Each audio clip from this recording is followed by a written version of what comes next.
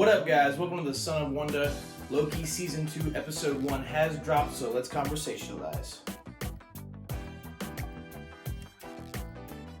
Alright, guys, so I thought that this was a solid start to the season of Loki Season 2. Loki Season 2 is the newest Marvel Disney Plus new but old show, I guess you could call it.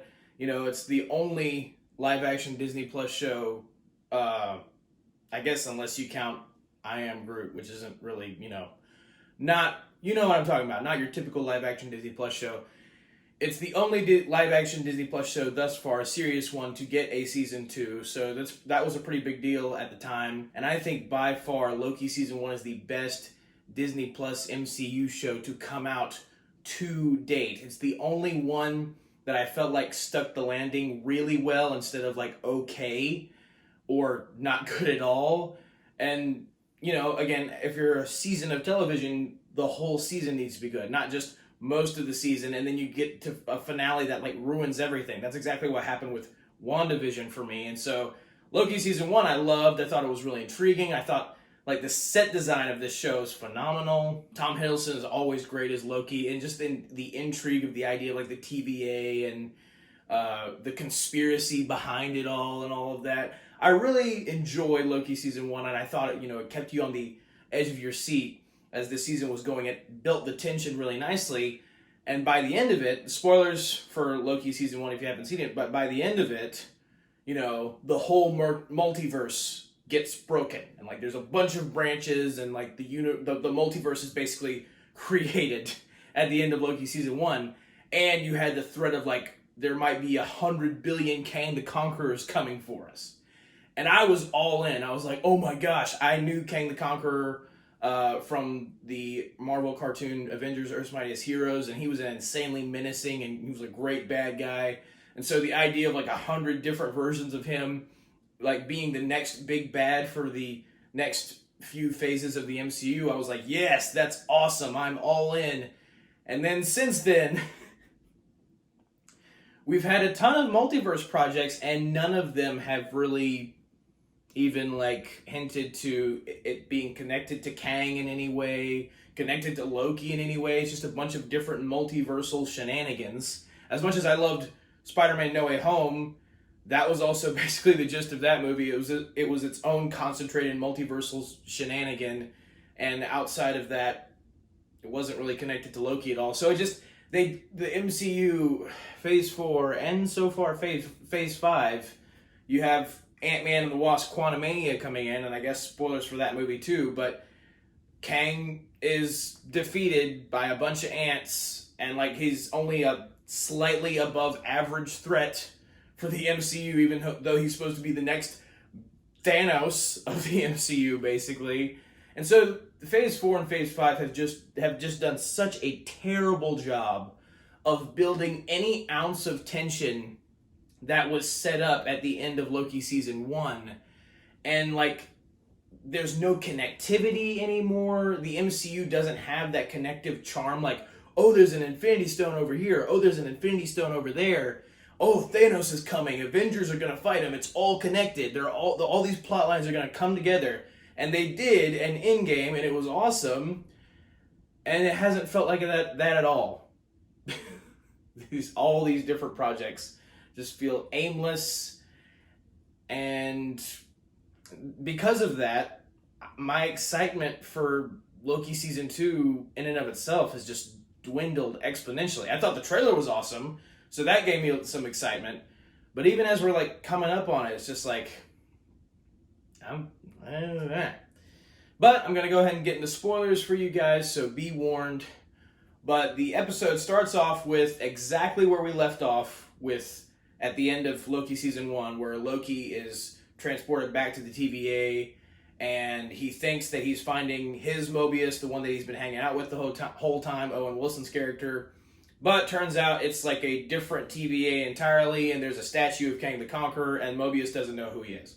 And we like literally basically start from there. Loki is running through a corridor, running away from this different Mobius and in this new TVA, or at least new to Loki. And I liked that we started off right from there. There wasn't any like significant time gap. There wasn't like a different event that happened that like threw the audience off, especially with this kind of show that's very like cerebral and conspiracy based and all of that. It's like you really don't need to confuse the audience any more than you are supposed to.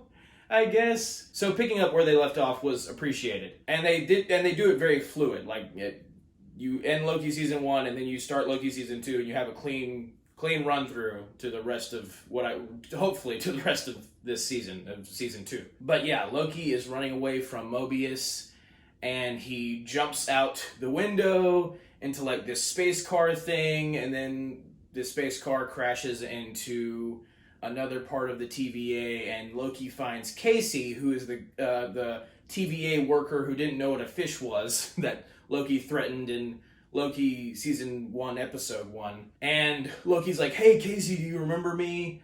And Casey's like, "No." And he thinks, Loki's like this new intruder to this new TVA. So Casey's like calling it in, like, "Hey, I found the intruder." And Loki then like just warps out of time. Like his body just like moves, and it's just a really weird and freaky looking, but it's very well designed as like this crazy thing that keeps happening to him. That's putting him in and out of time and different places in time and all of that. It's nuts. But then because of that, like he gets transported to our TVA, the one that we've come to know this whole time, with all the characters that Loki's already interacted with, or the versions of those characters that Loki has already interacted with. And Loki sees Casey again, and Casey knows him this time. So Loki realizes that he is in his TVA, but what else he notices is that there's a crack in the ground, and it was a crack that he had just made in the other TVA, the one that nobody else knew who Loki was, when he like knocked over this machine and it caused a crack and it broke the ground a little bit. And he asked Casey where the crack came from, and after he got time warped into the TVA that we know, and Casey's like, "Oh, that crack's been around since forever, as long as I can remember." And so that because of that, Loki kind of puts it together that, oh, that was the past. That TVA where nobody knew who I was, like where Mobius didn't know who I was, that was the past. And now I'm in future TVA. So he goes to find Mobius, he gets time warped again, and then we actually go back to our Mobius and Hunter B-15, who is like the girl character from the first season, who was like basically one of the TVA soldiers, and she realized that it was all a big conspiracy and that there weren't ever any timekeepers, and that it was a bunch of lies that they were being told to, and that they were all the soldiers and workers in the TVA were all just variants themselves, and they had lives in the actual timeline that were taken away from them by He Who Remains. But she doesn't know it's He Who Remains yet. And so Hunter B-15 and Mobius are trying to figure out the situation because, like the last season ended, Sylvie killed He Who Remains, and because of that, the whole multiverse split into a bunch of different branches. And so they're seeing this on the monitor, and they're like, how are we going to tell everybody that this was all a lie? What are we going to do? They're in kind of a pickle. But Casey comes and tells them, "Hey, I just saw Loki, and he just disappeared." And then Mobius and Hunter B-15 get called to the war room, basically to give their report of all the events that have transpired in Loki season 1. Their report of like why everything is fake. The timekeepers were just a bunch of robots. They weren't real. Everything was a lie. And so they do that, and Loki comes back for a second and then goes away to another timeline again. He goes back to the past, and he goes into the same room that Mobius and Hunter B-15 are in the present, in the war room, but he's in the past and they're in the present talking to these couple characters. One of them, this girl character, is General Dox, I believe, and she's like one of the generals, I guess, of the TVA. And then there's this judge girl that's kind of also reviewing the situation, hearing what all the people have to say, Hunter B-15 and all that. And so Loki is in the past, and he's seeing, like, in the same room, he's seeing all these different statue-esque faces of Kang, and like the different variants of him. And he plays this recording of Kang, or I guess He Who Remains, maybe, talking to Ravonna Renslayer? I'm not exactly sure which one it is. Ravonna, we'll just call her Ravonna, talking to Ravonna, who was the judge in the first season that we realized was definitely a bad guy. And she kind of just went her own way at the end of the last season. But we hear He Who Remains talking to her in this recording, and he's like, "Oh, you're such a marvel. I'm glad you're going to lead with me. I'm glad you were here to help me turn the tide of the war." And you really have no idea what this means specifically, but in the comics, Kang's love interest was Ravonna. Ravonna was kind of his, like, princess. And so, I guess in this instance, you can only assume that somehow this is maybe like a deal that Ravonna made with He Who Remains at the beginning of the TVA when He Who Remains was starting the TVA. Again, you really don't know exactly what is going on here, but Loki's just listening to these recordings, and again, completely mysterious. And then Loki warps back into the present, and he sees Mobius, and this is their reunion since Loki departed with Sylvie in the Void in the last season. And Loki then sees the same part of the war room that had the statue faces on it, but now it's like a mural. And Loki takes one of the soldiers' time sticks, like they can disintegrate people, and he disintegrates the wall. And it was the statue Kang faces behind that wall. So basically, what all of this means is, the TVA, even though nobody else thought that the TVA was inside of time, so there wasn't really like a past TVA or a future TVA, apparently there is, because Loki keeps getting it's called time slipping. Loki basically just keeps getting warped throughout time, and he goes in the past of the TVA and the present, at least at this point in the episode. And in the past, Kang was the known ruler of the TVA. But in the present, nobody knows who Kang or the He Who Remains is inside the TVA. And basically, for some reason, Kang just seemed to be trying to hide his presence in the present. His presence in the present. And so Mobius takes Loki out of the room. Loki gives him the complete rundown of what happened in the season 1 finale, how he and Sylvie found He Who Remains, and Sylvie wanted to kill He Who Remains, but Loki was like, if we kill this guy, we're unleashing this multiversal war all over again. And she kicked Loki out into like a time portal and then killed He Who Remains anyway. And Loki, Tom Hiddleston does such a great job of just being like in complete disarray. Like, this is the most, I would say, insecure we've seen Loki before, in terms of like, he's completely bumfuzzled. Like, he has no idea what to do. He has no idea how to react to anything. He's just like, I need time to think. Sylvie killed He Who Remains, I guess, because he doesn't really know for sure. So he's like processing all of this. Mobius is just like, okay, calm down. We need to figure out why you're slipping through time slipping. But I do like how Loki and Mobius in this like conversation have basically, Loki has told Mobius everything. So there's nothing really that Loki hasn't told him yet that needs to be revealed to Mobius later. Like, all of that stuff is out of the way, and I do like that. I'm glad that they just got all that stuff out of the way. Loki, like, again, the tension is increasing in terms of like the show, because Loki is himself like insanely floored at how powerful He Who Remains is, and how unexpectedly powerful he was. And like, he's emphasizing this to Mobius. He's like, I have no idea what's going on. He may be the actual bad guy, but he may be the good guy. And even though we don't want to kill all these different people in all these different branch timelines, if we don't prune these things, there might be more malevolence and more chaos and more war and more violence. And Loki's just considering all the possibilities. So that's what this episode does a good job of doing, is like expressing just absolute disarray that everyone is in a state of right now. And again, I think it would have worked. Like, this would have been a really good follow-up and much better received. I mean, I don't know what the general reception of this episode is yet, but I would have received it much better if we didn't have all the MCU sludge in between Loki Season 1 and Loki Season 2. And it's sad that a bunch of other projects, and other people have said this, like, it's sad that a bunch of other projects that have no direct relation to this series, like, they're not spin-offs of Loki in any way, can have such an effect on this show and how the audience, like, watches it and stuff. But I mean, that's what happens when you have a connected universe, and that's what the audiences have come to expect over the years from the MCU, is like the coolness of having this interconnected universe. And yet so far, nothing seems to be interconnected, and so it just kind of feels, this season just kind of feels disjointed from everything else, and thus not as meaningful.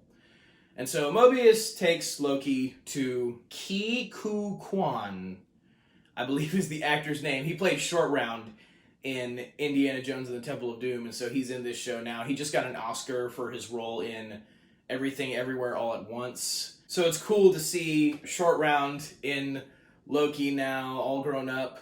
But he plays this character named Obi, and Mobius just basically tells him everything that, like, has been going on, and the fact that Loki has been slipping through time. And at first, Obi is like, wait, what? That can't happen. And then it happens.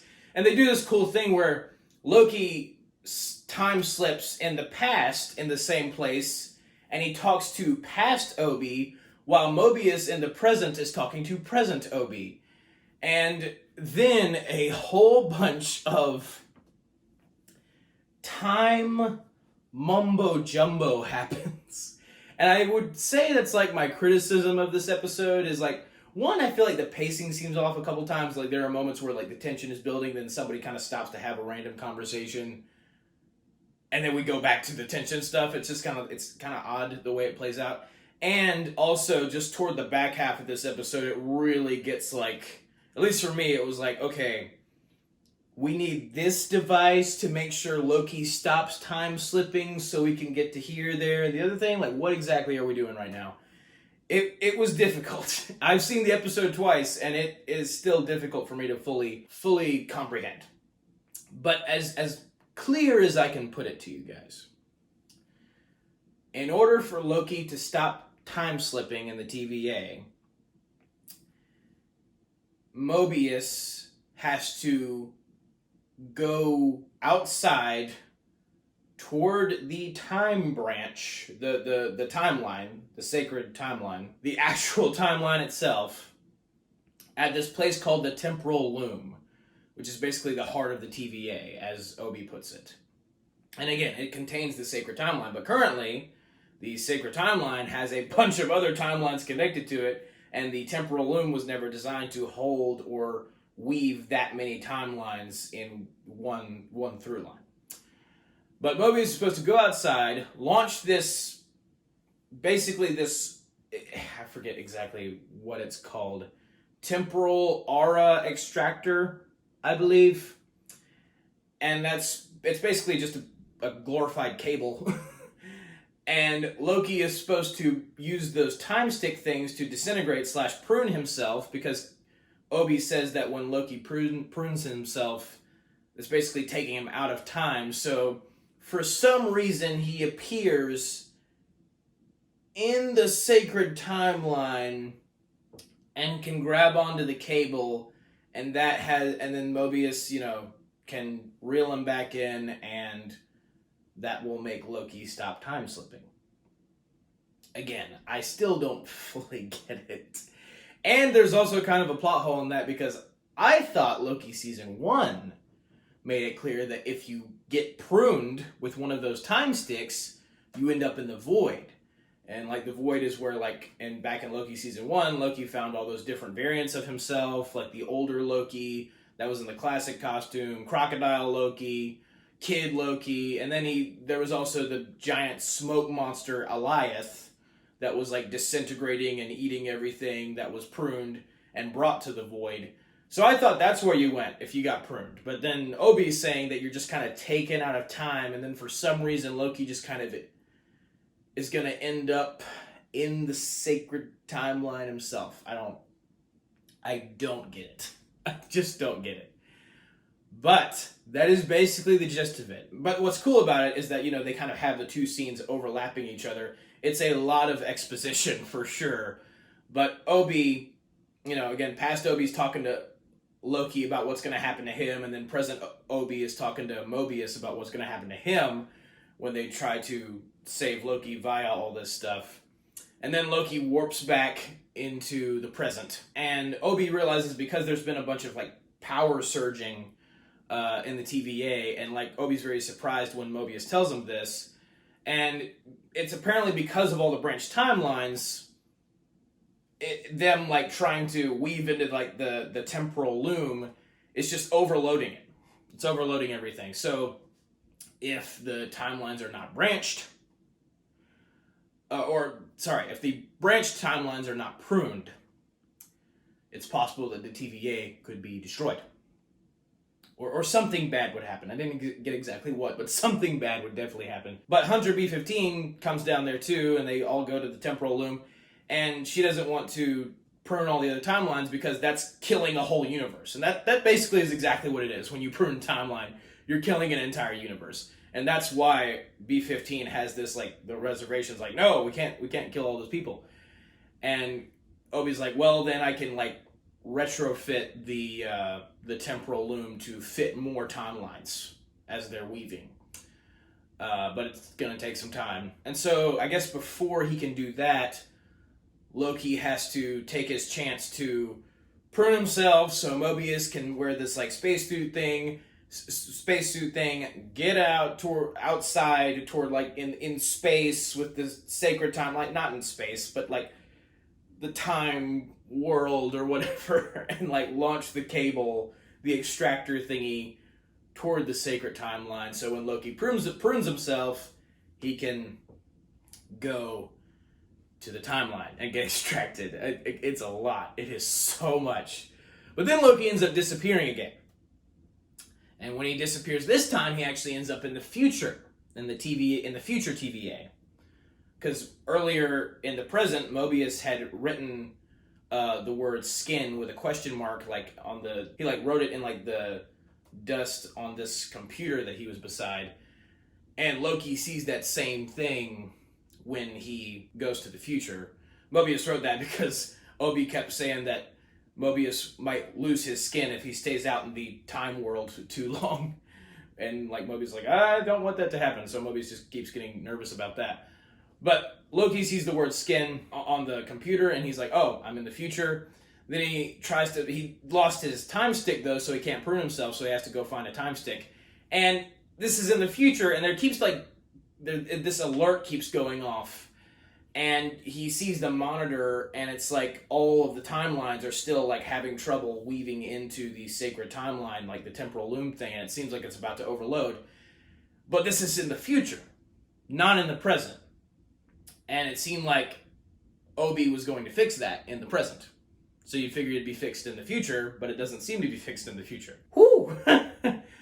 But Loki goes into this hallway, and he has this device to tell him exactly when to prune himself, but he doesn't have a time stick yet, and then it tells him when to prune himself, or that's the time when he should do it. And he's I don't have a time stick yet. And then he keeps hearing this phone ringing. He walks over to the phone, it's right beside this elevator, and some person is trying to get through the elevator. Mobius is outside, and he's fired the hook, and Obi's we don't have a lot of time left. Loki needs to appear now. And Mobius is give him more time. And turns out the person in the future where Loki is, the person trying to get through the elevator is Sylvie. And the first thing she says to Loki when she sees him is, "There you are," and the phone is still ringing. And then Loki is pruned. We don't know who pruned him. He didn't have a time stick himself. Sylvie didn't have a time stick. He just gets pruned all of a sudden. It's kind of like a close-up shot, so you can't tell who did it. But Loki appears in the timeline, and he's able to grab the cable and pull himself to Mobius, and they're both able to get inside the TVA before they lose their skin. And the first thing Loki says is, "We need to find Sylvie." And then Hunter B-15 realizes that the general, Doc's girl, has sent a bunch of soldiers going through she sees all these Hunter B-15 sees all these soldiers going through all these time portals led by General Dux. And she's like, what's going on? They wouldn't send this many soldiers just to go find Sylvie, because that's what General Dux wanted to do. She's like, we have to find Sylvie. We have to know what happened at the end of time, which is where He Who Remains was. We have to know what happened there, because she's like responsible for all this time craziness going on. So General Dux is leading all these men into these time portals, but we don't exactly know. There's too many men for it just to find Sylvie. My assumption is that they're going to prune timelines, even though Hunter B-15 didn't want them to prune timelines, because, again, that would kill a bunch of universes.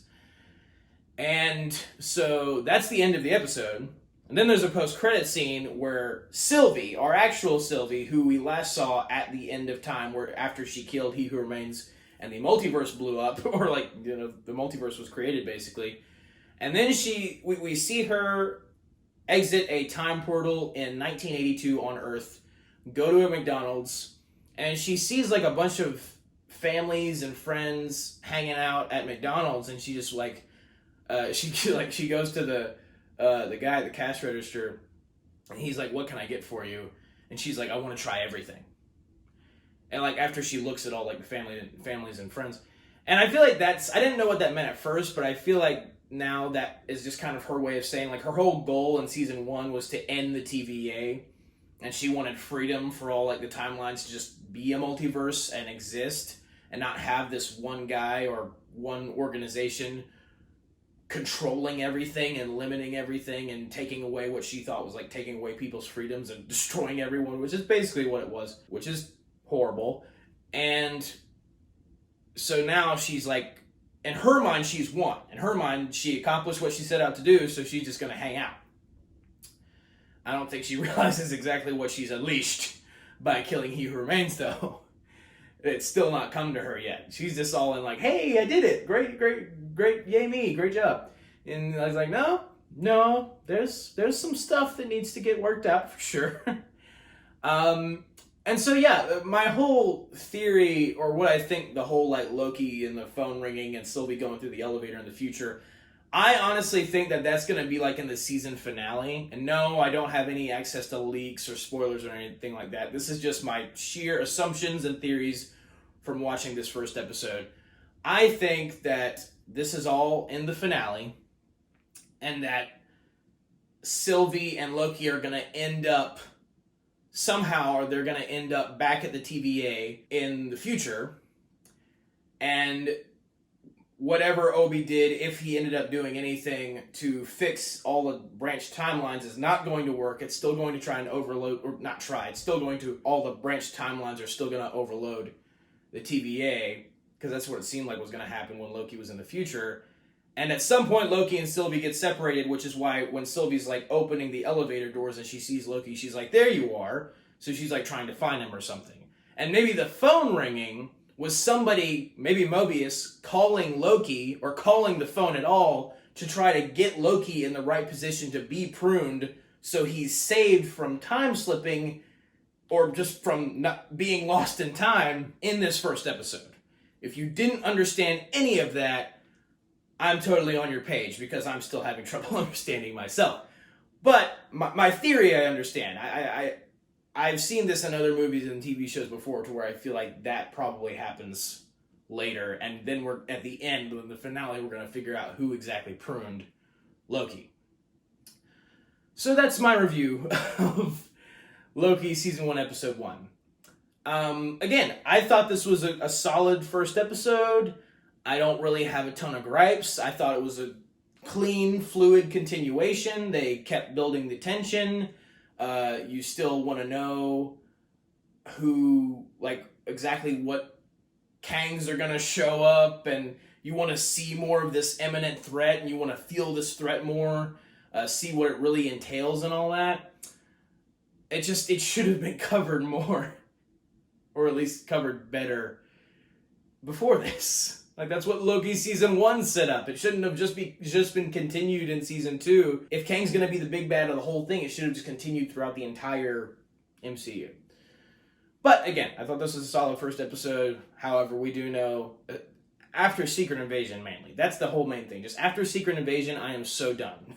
I'm so done with these shows. Loki, I had investment in.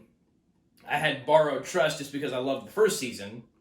So obviously I'm going to be here for a second one. But if this was just another random MCU show, I'd be like, just no. Like, I have no faith in this whatsoever. But this show, the set design is still great. The acting is still great. The intrigue is still there. It's just affected by all the other MCU stuff. But again, so far, I thought this was solid. But thank you guys for watching. Have a very blessed day. May the Lord be with you. May the Force be with you. Bye. And that's a wrap.